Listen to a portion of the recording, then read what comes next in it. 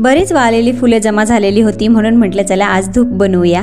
तर त्यासाठी कोरड्या नारळाचा वरचा भाग घेतलेला आहे, काही लवंगा आहेत, गाईच्या शेणाची गौरीसुद्धा आहे, कापूर वड्या घेतलेल्या आहेत, दालचिनीचे तुकडे, गंगाजल, गाईचे तूप आणि सुकलेले फुले, त्यात आंब्याची पानंसुद्धा आहेत। आता सर्व वस्तू मिक्सरच्या भांड्यामध्ये एकत्र करून ते बारीक क्रश करून घेतले। तयार झालेले मिश्रण एका गाळणीने गाळून घ्यायचे आहे।